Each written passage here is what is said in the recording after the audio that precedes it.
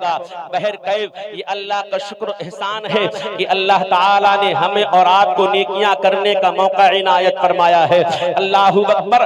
آج بہت ہی مبارک اور مسعود یہ محفل ہے جس میں ہم اور آپ تشریف فرما ہے۔ عالی جناب بابو بھائی صاحب نے اپنے بچے کی شادی کے موقع پر اس مبارک محفل کا انعقاد کیا ہے۔ بڑے بڑے علماء کرام کو بلا کر کے انہوں نے اس محفل کو رچایا ہے۔ اللہ تعالیٰ اپنے حبیب کے صدقے میں اس محفل کو قبول فرما کر عالی جناب بابو بھائی اور ان کے تمام شہزادوں کے کمائی میں اللہ تعالیٰ خیر و برکت عطا فرمائے۔ حضرات، میں آپ کے سامنے چند باتیں کہہ کر کے اپنی گفتگو کو ختم کرنے کی کوشش کرتا ہوں۔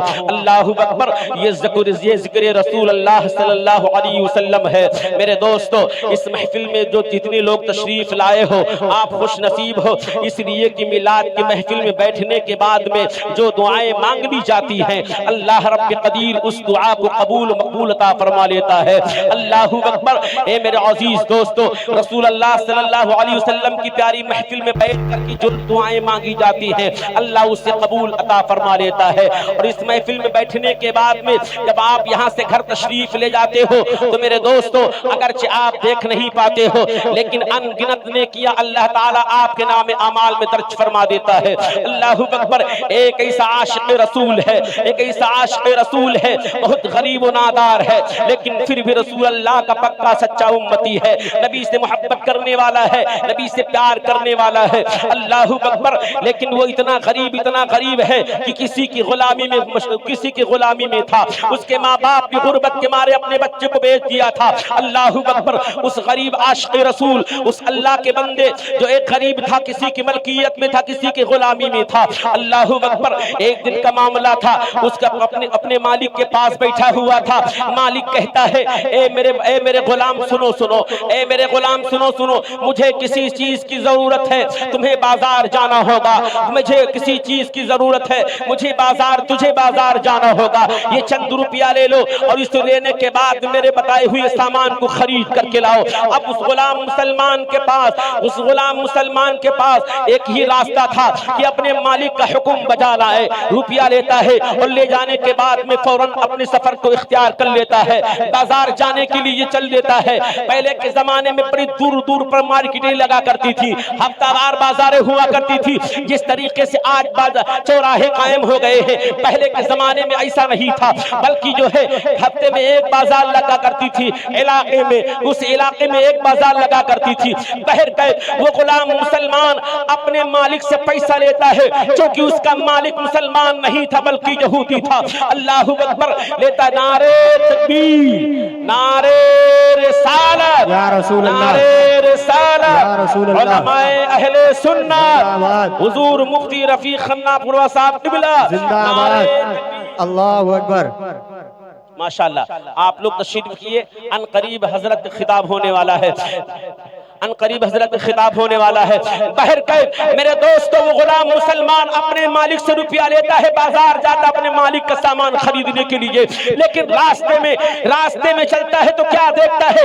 ایک جگہ پر نبی کی میلاد ہو رہی ہے، نبی کا ذکر ہو رہا ہے، کوئی نبی کی نعت پڑھ رہا ہے، کوئی نبی کی بارگاہ میں صلاۃ والسلام کی ڈالیاں پیش کر رہا ہے۔ اللہ اکبر۔ غلام مسلمان جب اپنے نبی کی محفل کو دیکھا تو فوراً بیٹھ گیا، نبی کی میلاد سننے کی غرض سے تھوڑی دیر سنا، تب تک کہ اس محفل میں ایک اور واقعہ پیش آتا ہے۔ اس محفل کا درمیان محفل میں ایک آدمی آتا ہے، ایک بھکاری آتا ہے، سوال کر بیٹھتا ہے، اے کوئی اس محفل کے اندر جو اللہ کے نام پر چند روپیہ اس فقیر کو دے دے۔ اللہ اکبر۔ میرے بچے بھوکے پیاسے ہیں، مجھے میرے بچوں کے لیے چند روپیہ دے دو، لیکن کوئی نہیں کھڑا ہوتا ہے دینے کے لیے، تب تک کہ جو کرسی خطابت پر اللہ کے بندے حضرت امام منصور رحمت اللہ تعالی علیہ، جو بہت بڑے عالم دین بھی ہیں، اللہ کے ولی بھی ہیں، وہ سن رہے ہیں، خطاب فرما رہے ہیں۔ بار بار وہ فقیر آواز دیتا ہے، آواز دینے والا تو دے رہا ہے لیکن کوئی مدد دینے والا مدد نہیں کر رہا ہے۔ اللہ اکبر۔ تھوڑی دیر کے بعد میں حضرت امام منصور کو جلال آتا ہے اور کہنے لگتے ہیں، اس محفل کے اندر کوئی ایسا اللہ کا بندہ ہے جو اللہ کے نام پر مانگنے والے بھکاری کو چند روپیہ دے دے، جتنے روپیہ دیتا ہے میں اس کے لیے اتنی دعائیں کروں گا اور گارنٹی لیتا ہوں کہ وہ دعا اللہ قبول فرما لے گا۔ ہوگا سبحان اللہ اللہ اکبر. تب تک کہ وہی غلام مسلمان بیٹھا ہوا تھا چھتر سے کھڑا ہو گیا. 3 روپیہ اس کے مالک نے دیا تھا, لیا اور فقیر کو دے دیا. فقیر لیتا ہے اور دعائیں دے کر کے دعائیں دیتے ہوئے چلا جاتا ہے. جب محفل اختتام پذیر پر ہوتی ہے, صلاۃ و سلام پڑھ لیے جاتا ہے اور اس کے بعد میں اللہ کے ولی حضرت امام منصور بارگاہ مولا میں اپنے ہاتھ کو دراز کرتے ہیں, دعا کے لیے کھڑے ہوتے ہیں. وہی غلام مسلمان کھڑا ہوتا ہے اور کہنے لگتا ہے اے اللہ کے ولی, آپ اللہ کی بارگاہ میں دعا کر دیجئے, اس لیے کہ آپ نے وعدہ کیا تھا جو منگتے کو, جو بھکاری کو جتنے روپیہ دے گا میں اس کے لیے اتنی دعائیں کروں گا. میں نے دے دیا ہے, میرے لیے دعا کرو. تو کہا بتا تیری دعا کیا ہے؟ تو اس غریب مسلمان کی بات کو سنو. اس نے کہا کہ میرا مالک مسلمان نہیں ہے, میری اچھا ہے, میری مرضی ہے کہ میرا مالک کلمہ پڑھ کے مسلمان ہو جائے. سبحان اللہ. کہا دوسری دعا کیا ہے؟ کہا دوسری دعا یہ ہے کہ میرا مالک خوشی سے مجھے آزاد کر دے اپنی غلامی سے. اللہ اکبر. کہا تیسری دعا کیا ہے؟ کہا کل میدان محشر میں جب حساب و کتاب ہو جائے تو اللہ تبارک و تعالی ہماری خطا کو معاف کر دے اور ہمارے مالک کی بھی خطا کو معاف کر دے. جو میرا مالک ہے اس کی بھی گناہ کو معاف کر دے, مجھے بھی جنت دے دے, میرے مالک کو بھی جنت دے دے. اللہ کے ولی حضرت امام منصور بارگاہ مولا میں دعا فرماتے ہیں. اس کے بعد چلے جاتے ہیں. اب وہ غلام مسلمان بازار لے جا رہا تھا, واپس چلا آیا. آنے کے بعد میں مالک بیٹھا انتظار کر رہا تھا. کہا میرے غلام کیا تو لے کر کے آیا ہے سامان کی نہیں آیا ہے؟ کہا میرے آقا میں سامان نہیں لے کر کے آیا. کہا کیوں؟ کہا کیوں لے کر کے نہیں آیا؟ کہا میرے پاس پیسے نہیں ہے. تو کہا پیسہ میں نے دیا تھا, اسے تو نے کیا کیا؟ کہا میرے آقا یہ ہاتھ آپ کی غلامی میں ہے, یہ زبان آپ, یہ ہاتھ تیری غلامی میں ہے, یہ پیر تیرے غلامی میں ہے, یہ پورا جسم آپ کی غلامی میں ہے. لیکن اے میرے مالک سنو سنو, میرے جسم میں ایک ایسا خون کا لتھڑا ہے جسے دل کہتے ہیں, یہ آپ کی غلامی میں نہیں ہے, یہ مدینے والے آقا کی غلامی میں ہے. سبحان اللہ. اے میرے آقا میں یہاں سے چلا تھا اپنے دل کے مالک کے پاس, دل کے مالک کی محفل ہو رہی تھی, وہیں پر بیٹھ گیا اور وہیں پر ایک بھکاری آیا, سارا ماجرا سنایا. کہا میں نے ایسا ایسا کیا, میں نے اس فقیر کو دے دیا, اللہ کے ولی نے دعا دیا اور گارنٹی لیا کیا وہ دعا قبول ہو جائے گی. تو کہا بتا تو نے 3 دعائیں کون کروائی تھی؟ تو کہا پہلی دعا یہ کروائی کہ میرا مالک مسلمان نہیں ہے, یہودی ہے, میری اچھا ہے, میری مرضی ہے کہ میرا مالک کلمہ پڑھ کے مسلمان ہو جائے. اتنا کہنا تھا کہ تھوڑی دیر کے بعد میں اس کا مالک بے ہوش ہو جاتا ہے.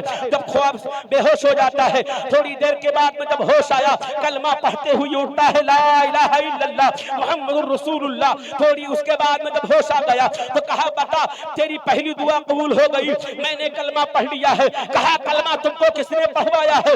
کہا ابھی میں جب بے ہوش ہوا تھا تو میری بے ہوشی کی حالت میں مدینے والے آقا تشریف لائے اور کہا آج سے تو یہودی نہیں بلکہ تو کلمہ پڑھ کر کے مسلمان ہو جا. اللہ اکبر. کہا دوسری دعا تو نے کیا کروائی؟ کہا میں نے یہ کروائی کہ میرا مالک مجھے خوشی سے آزاد کروا دے, میرا مالک خوشی سے آزاد کر دے. لہذا اس کے مالک نے کہا جب تجھے خوشی نہیں ہے کہ میری ملکیت میں رہے تو آج سے میں تجھے آزاد کرتا ہوں. کہا تیسری دعا کیا ہے؟ کہا تیسری یہ دعا ہے میں نے کہا تھا کل میدان محشر میں اللہ میرے گناہ کو بخش دے, میرے مالک کے گناہ کو بخش دے, مجھے بھی جنت دے دے, میرے مالک کو بھی جنت دے دے. کہا جو چیزیں میرے اختیار میں تھی میں نے اسے کر دیا ہے. کلمہ پڑھنا میرا کام تھا, میں نے پڑھ لیا ہے.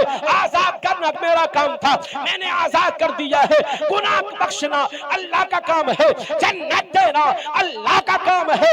لہذا یہ کام میں نہیں کر سکتا ہوں جب تک کہ غیب سے آواز آتی ہے اے بندے جو تیرے اختیار میں تھی تو نے کر دیا ہے, جو میرے اختیار میں تھی میں نے اسے کر دیا ہے.